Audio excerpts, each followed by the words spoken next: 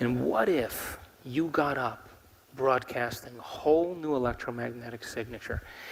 And your job, by the way, is to maintain that modified state of mind and body your entire day. You can't, do a meditation and be all spiritual and, feel all great. Then get on the freeway and cutting people off. That's like eating an organic, healthy breakfast and then spending the rest of the day eating junk food. Your job is to maintain that modified state, independent of the conditions in your environment, independent of the addictions or habits of your body, and independent of time. And if you can, get ready, because something unusual is going to happen in your life. That's the law. So then how is self-love built? So many people in this culture confuse pleasure with self-love. It's nothing to do with each other. It's not about a manicure or a new car or a massage, or not that I have anything against any of those things. But self-love is built when you're sitting there and your body is raging. And it's telling you it can't, and you're sitting there and you're working with it. And sooner or later, it acquiesces and it surrenders to your mind. And I can tell you from experience, I have sat with my body for hours. And the moment I freed my body from the past, and there was that liberation of energy, the voice came out of my head every time, and it's always the same voice. That was so worth it. Because the moment the body is free from being enslaved, that moment you are seeing reality from a whole different place. So then you get up and you've overcome yourself and you've freed your body from the chains of the past. You've created a future. You're already in that future. And as my daughter always says, I just live my life as if my prayer is already answered. So how would you live your life if you knew your prayers were already answered? But that means then you have to get up as if your prayers are already answered. So then people are doing this around the world, and they're creating all kinds of wonderful things in their life.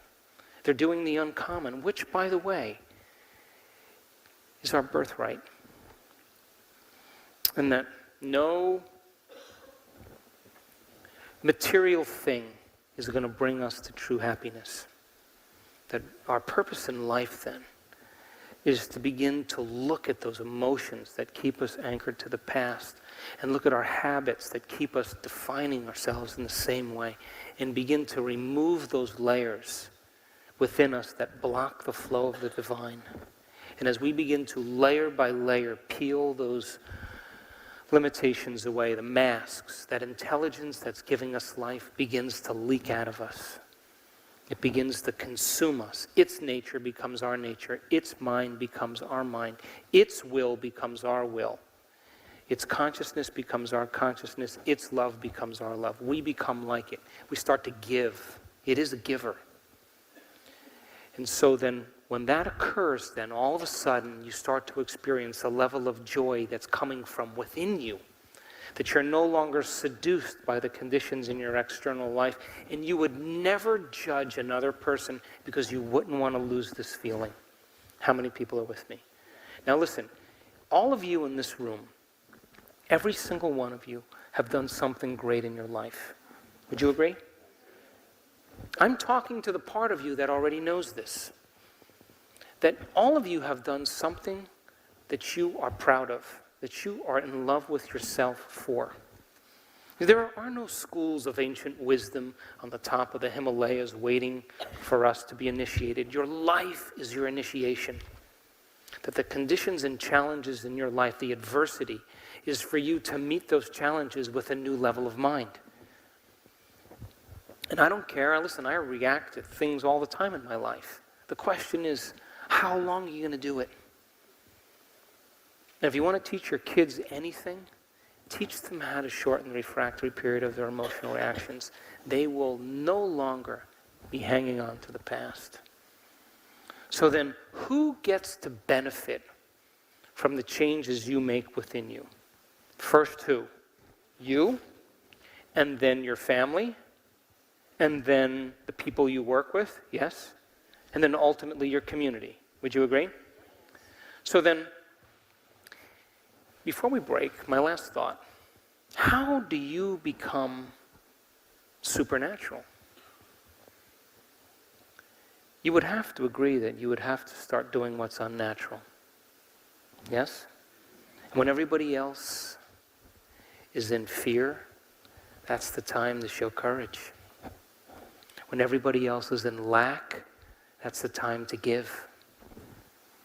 When everybody else is judging, that's the time to show compassion. When everybody else is hysterical and racing to the top, you're calm and present, and you're already there.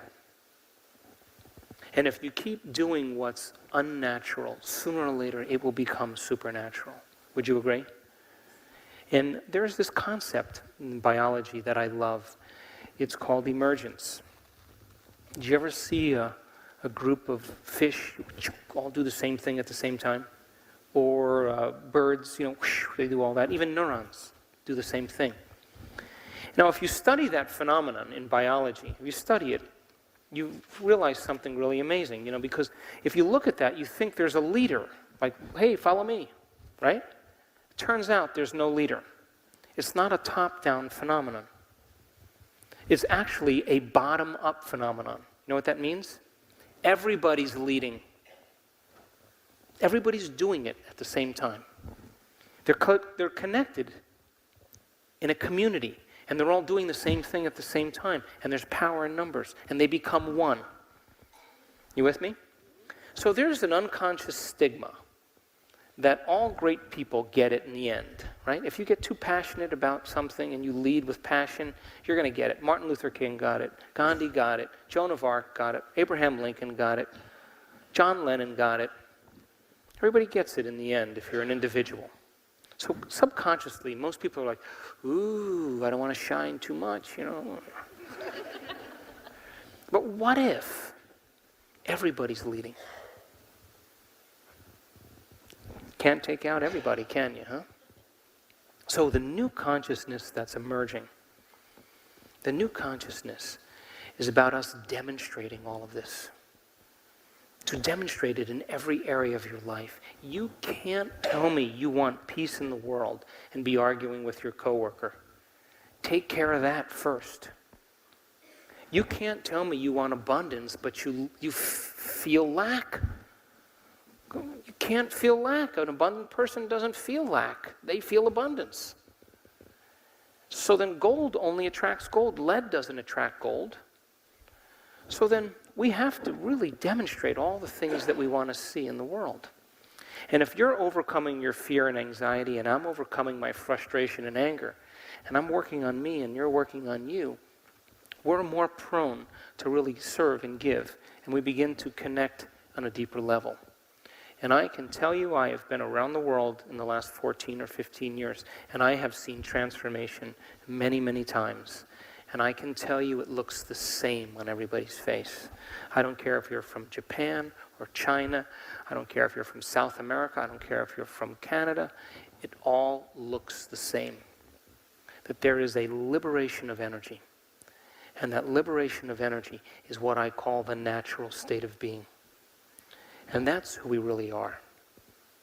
So as we begin to remove those layers that block the flow of the divine in us, we become more like it. We give more. We care more. We serve more. We want to make a difference in people's lives. We consider the whole when we make choices. So great time to be alive in history. Great time because all of the models are collapsing. The political model, the economic model, the medical model, the religious model, the educational model, the environment. It's all collapsing. Because there's no longer a paternalistic view. Information is so readily available. And because of that, ignorance is a choice. And so then, if you begin to understand this, then, and you see through the illusion and the veil that keeps people separated and in fear and competing and hostile, because that's a great way to control people. But when you and I lay down the very thing we used our whole life to get what we want for something greater to take over, that's the time you give people permission to do the same. And this is a great time in history because people just like you are doing the uncommon. I was in Munich, and my assistant Paula was with me, and then from Munich we went to Amsterdam, and I did some events in Amsterdam, and then from there we went to Barcelona. And when I was in Spain this past year, Spaniards are going through a crisis, and so they're holding on to this information because they have to think in different ways in order to adapt to the challenges in their lives. And so they asked me to come back to do an advanced workshop on the shoulders of the last one we did in the spring. So we were doing the event, and there's a woman sitting over here, and she, I recognized her because I had seen her in New York. She had flown in New York to come to an event that I was doing, and she wanted to come to Spain. And as I was walking out, she walked with me, and she said, listen, I healed myself of cancer, and by doing the inner work. So I said, email Paula the story, and I'll read it. And, because I love to read those stories. That's feedback. That's why it keeps me doing what I'm doing. So I read the story. I was in tears, and I had her get up on the stage in Spain. And she stood up and she said, I'm a woman from Holland. I'm Dutch, and I was living a great life. And my husband said, hey, honey, I'll be right back. I'm just going to go to the store. And he left, and he went to the top of one of the tallest buildings in Amsterdam, and he jumped off the roof, committed suicide. Now, she was so devastated and so shocked from the experience that it branded her emotionally. And she couldn't think greater than how she felt, and she was desperate and very angry at him because there was no signs, he just did it. And it was like a big, F you. Can I say that in this church? Yes. My mother wouldn't approve. So she was left with raising her children by herself. You get the picture? And the experience was so devastating to her that within a very short amount of time, she started signaling the wrong genes in the wrong ways. And you'll learn tomorrow about the hormones of stress and what they do long-term in the body. And the anger and the hostility and the frustration was the exact chemical elixir that signaled the gene, but all of a sudden she couldn't get out of bed. She had her entire body in pain. And she stayed in bed for months. She couldn't get up. And the doctors didn't know what to diagnose her with except neuritis. But she couldn't walk, she couldn't do anything, so she lost her job. And she was a therapist. She lost her job. She couldn't do anything. She couldn't live. Her mother barely had any money, and now she's got to raise her kids, but she can't get out of bed to raise her kids. Are you getting the picture? So her life is going down very quickly. And so she reads the book, and then she starts doing the meditations, and in a very short amount of time, she's able to move around a little bit more. But here's the problem. All of a sudden, she starts developing these large lesions in her mouth. Big sores. As a matter of fact, in all of her mucous membranes, not only her mouth, but her vagina, her anus, and along all the squamous cells, all the epithelial cells in her body. And now she's in terrible pain because the tissue is very sensitive. You with me? And from there, guess what happens next? She's still angry at her husband. She's still victimized by the experience. She develops esophageal cancer. And now, she's very aware that she's got to make some changes. And so, she's telling this story in Barcelona, and she sits down and she starts writing down every single thought that she thinks when she feels angry. And she begins to become conscious of her unconscious thoughts. And then she looks at all the complaining and all the blaming and all the anger and sadness and the actions and the emotions.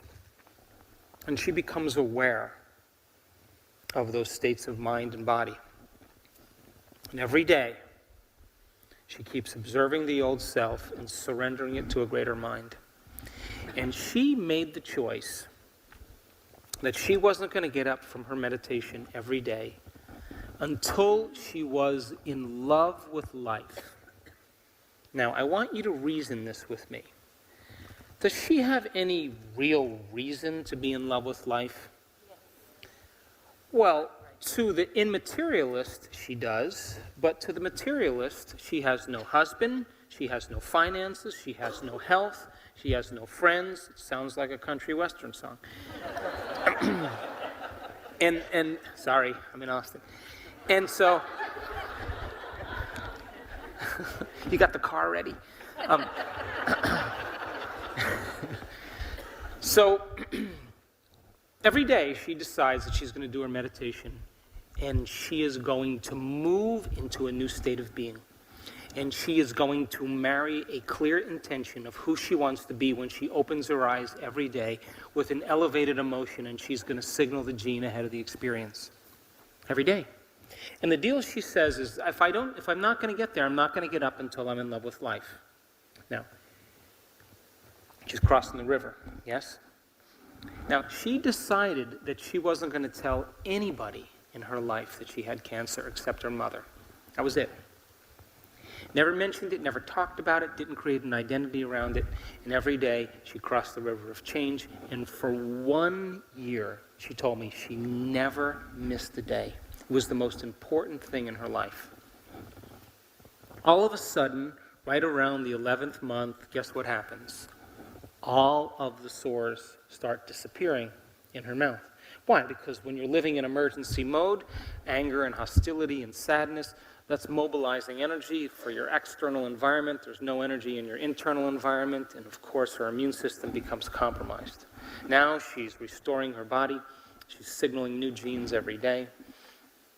And all of a sudden the sores don't belong in that personality. It belongs in the old personality.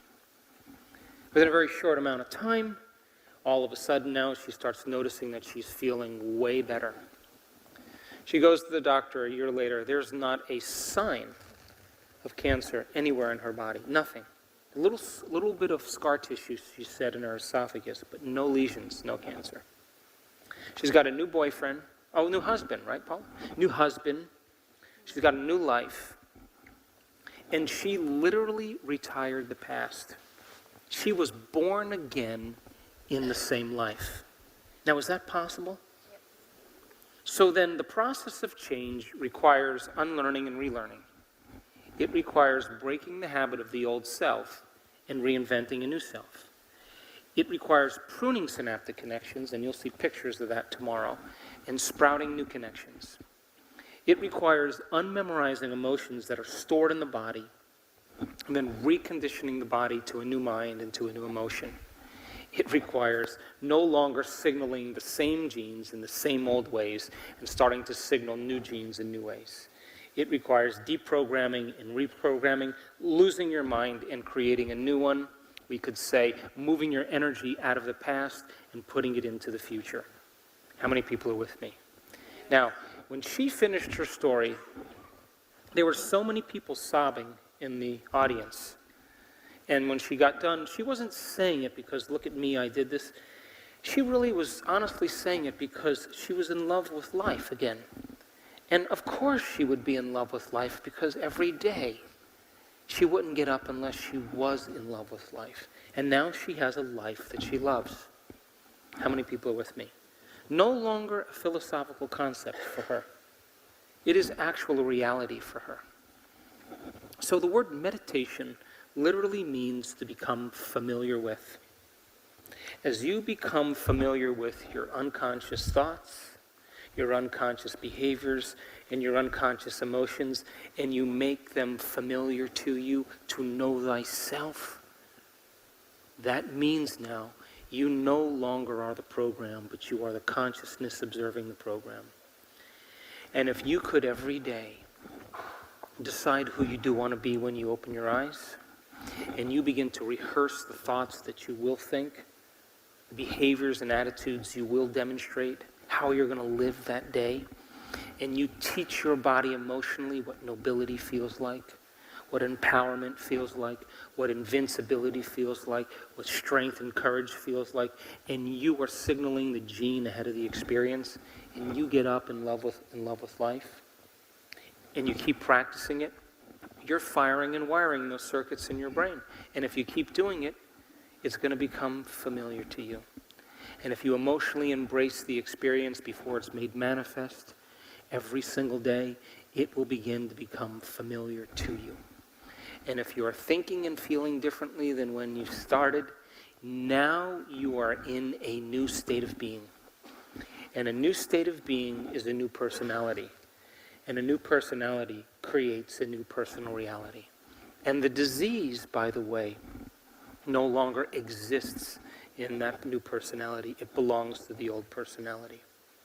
And if you ask this woman how she did it, she will tell you the story of how she memorized those emotions and how those emotions signaled her genes. And she realized that she had to make a personal change. And it took her 1 year. Now, here's the question. Do you think she was afraid?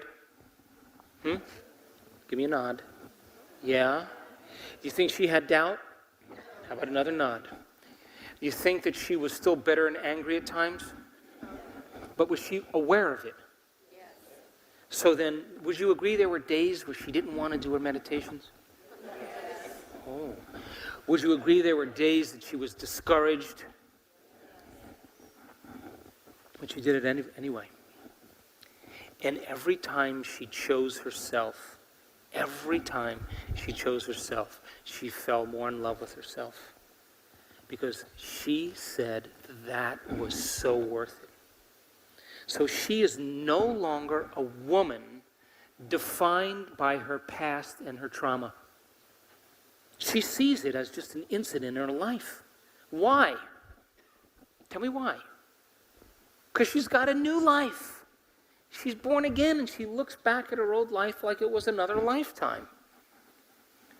So then, all these emotions that we experience, that we think is who we are, is not who we are. And tomorrow, we will learn the process of change. We will learn how to make that change. And when you move into a new state of being, it's time to command matter. And when I say command matter, that is you as the quantum observer, observing a future.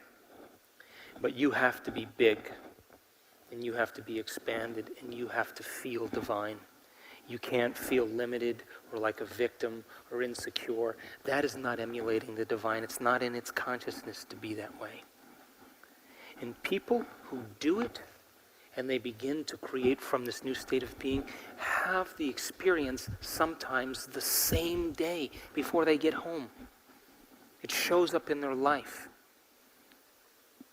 So that person that healed themselves of cancer, just by standing up and talking about it, because of mirror neurons. You know mirror neurons? You know what mirror neurons are? They model behavior. You feed your kids, you go like this. You want them to model your behavior.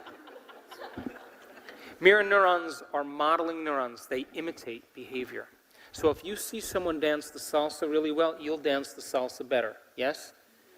If you see someone hit a tennis ball well, you'll hit it better, yeah? So then, if you see someone stand up and talk about healing themselves of cancer, won't you accept that it's possible for you as well? Didn't we say that? So then, the workshop tomorrow is basically a one-day, an introduction into these concepts. I'll show you pictures of neurons connecting and disconnecting. I'll show you what it means to use your brain when in a state of creation. I'll show you what it looks like in your brain and body when you're living in stress and when you're living in survival. We'll talk about the quantum model of reality. Viewing your life from the same level of mind every day. You as the quantum observer, causing infinite fields of possibility to collapse into the same patterns of information called your life.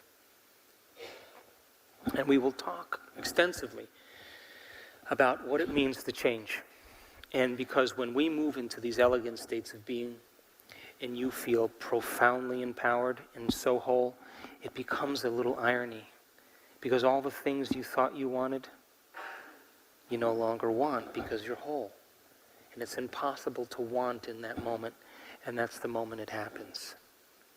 So one day to retreat from your life as a foundation. And we're doing the intensive workshop here in Austin because it's the last time I'm doing it. We'll record it, it'll be available for people, but my passion and my interest really is in the advancing workshops, the progressive workshops and the advancing workshops. We're going to be measuring epigenetics in our advancing group. We do brain scans on people. We measure their heart coherence. We measure the energy in the room. We measure the energy around the body. We measure the energy centers of the body. And we see transformation happen sometimes in one meditation. And sometimes it's a woman. And sometimes she's over 70. The point is that common people are doing the uncommon. And so, I will be here tomorrow, and I will give you my absolute best. So I hope to see you then. Thanks for listening.